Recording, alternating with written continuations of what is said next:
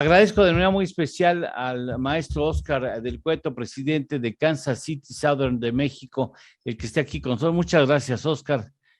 Muy amable por estar aquí con nosotros. Al contrario, Eduardo, gracias, buenos días. Gracias. ¿Ya terminó la pesadilla o regresaron a las vías del tren? Ya regresamos a trabajar, a operar, como pues debía haber sido hace 91 días, Eduardo. Afortunadamente el domingo se le quitaron los maestros, ya empezamos a mover trenes y hoy tratando de recuperar las mercancías que se perdieron y que se quedaron en el puerto y que se quedaron en línea con destino al puerto de Lázaro Cárdenas, ya con más de 12 trenes que han pasado por esta zona y esperando, bueno, pues recuperar parte de lo que se perdió en estos 91 días por estos bloqueos de los maestros en Michoacán.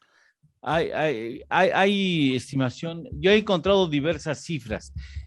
Las cifras que ustedes estiman, ¿de qué niveles son?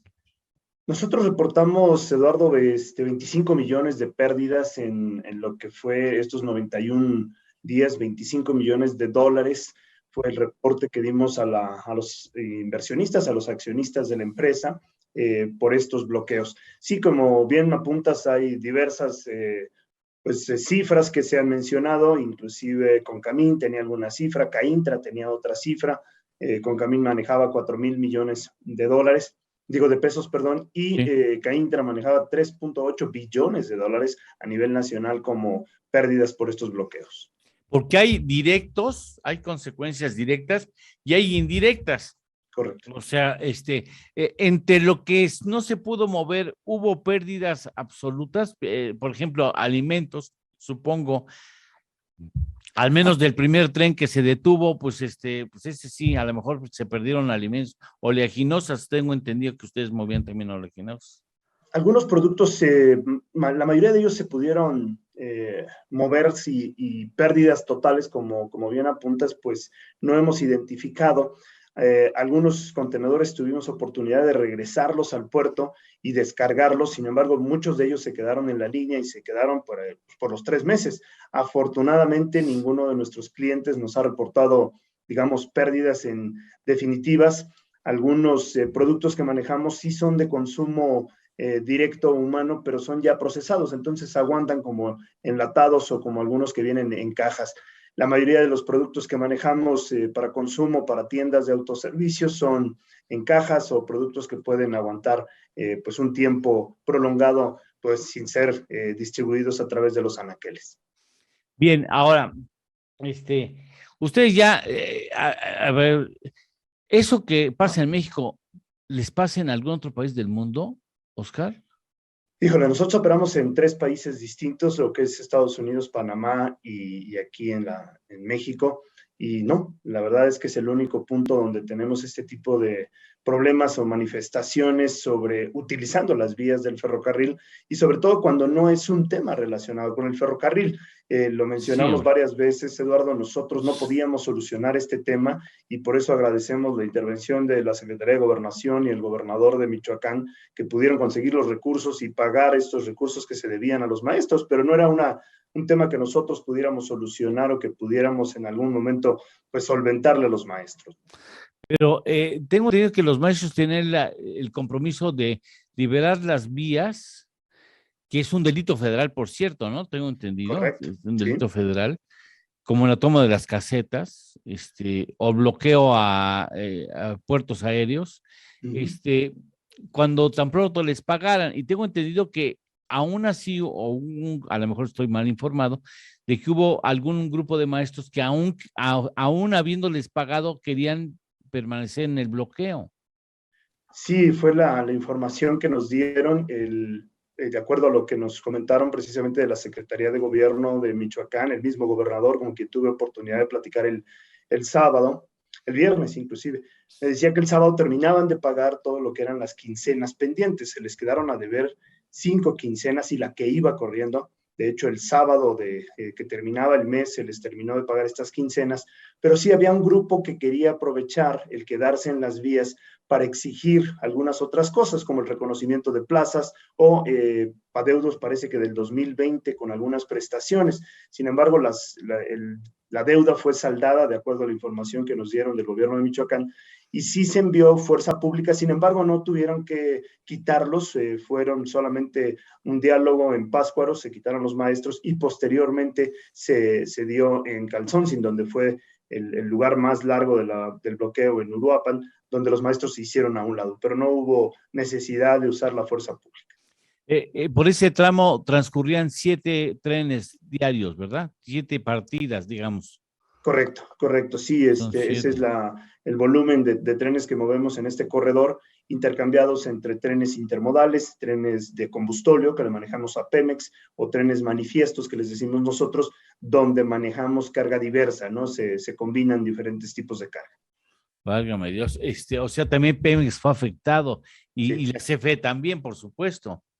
Sí, Pemex en el salida del combustóleo, como sabes, Eduardo, el Sí, proceso de refinación lo que deja es combustóleo, y sí, este a veces así. se utiliza inclusive para generar energía para la comisión, o se exporta, y nosotros lo movemos desde Tula hasta Lázaro Cárdenas. Sin embargo, bueno, pues todos estos trenes que hacían un carrusel, digamos, para sacar todo el producto de Tula, pues estuvieron detenidos estos 91 días. Ahora, lamentablemente, digo, a mí me da mucha vergüenza que eso pase en México, pero no es la primera vez que esto sucede. Sí, lamentablemente, y recordarás, el año pasado fue uno de los peores años al sistema ferroviario nacional, donde tuve oportunidad de presidir la Asociación Mexicana de Ferrocarriles. Reportamos 200 días de bloqueos en el año, en al menos un punto de la red ferroviaria. Y recordarás el caso de Chihuahua con el tema del agua, donde hubo bloqueos ahí a la vía ferroviaria que pasa precisamente por Chihuahua, en Sonora con los yaquis y en Michoacán con los maestros. Y este año, bueno, pues tan solo Michoacán pues cumplió 3 meses. Es el punto más afectado, digamos, desde hace muchos años, con un periodo tan prolongado de bloqueo. Ha No, sido no, un año no, difícil el pasado y este para la red ferroviaria en el país. ¿no ha habido otros bloqueos en este año? Sí, de hecho tuvimos intermitencias en el caso de Michoacán y se sumaron 112 días en total, no solamente estos 91 que fue un solo bloqueo, sino se sumaron a otros que ya habían venido en el año para sumar 112 días, tan solo en el estado de Michoacán. Tan solo en Michoacán. Pero ahí es un punto neurálgico muy importante por el puerto, ¿no? Correcto, exacto. Digamos, es el segundo puerto más importante hacia el Pacífico, hacia mercados tan importantes como Asia, como Japón, China, Corea, y que son tanto de exportación como de importación. México se distingue por la fabricación de muchos vehículos, y muchos de estos vehículos salen a través de Lázaro Cárdenas, y Hijo. muchas mercancías entran a través del puerto de Lázaro Cárdenas para el consumo, no solamente aquí en el área metropolitana de la Ciudad de México, sino también en el centro y en el norte del país, donde tenemos terminales intermodales. Pero hoy, bueno, pues con estos bloqueos se vieron afectados. El puerto de Lázaro Cárdenas tiene un potencial de crecimiento enorme, tiene 2 terminales intermodales muy bien instaladas, de primer nivel, de primer mundo, pero bueno, pues hoy vieron afectada su producción por este bloqueo. Eh, qué caray, o sea, qué barbaridad que esas cosas suceden. Y lamentablemente no hay ninguna garantía de que eso no vuelva a suceder. Sí, tenemos nuestra esperanza en el sentido de lo que mencionó el presidente López Obrador en su visita a Michoacán. Recordarás, Eduardo, y creo que ustedes dieron cuenta de esto, donde decía que quería traerse la nómina de los profesores del Estado hacia la federación. Con esto, pues nosotros tenemos la esperanza de que se solucione el tema de raíz. Hay que recordar que los maestros federalizados de Michoacán nunca tuvieron problemas de pago.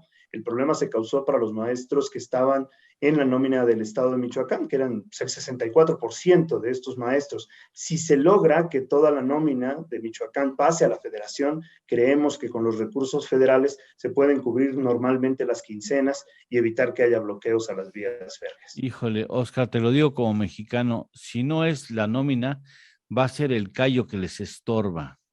O sea, lamentablemente no es una cuestión, ni aún teniendo la garantía de que jamás en sus vidas, en sus respectivas vidas, les va a faltar la quincena. De todas maneras, cualquier otra cosa, alguna agresión de un padre, algún despido que consideran injustificado es pretexto para tomar las vías del tren. O sea,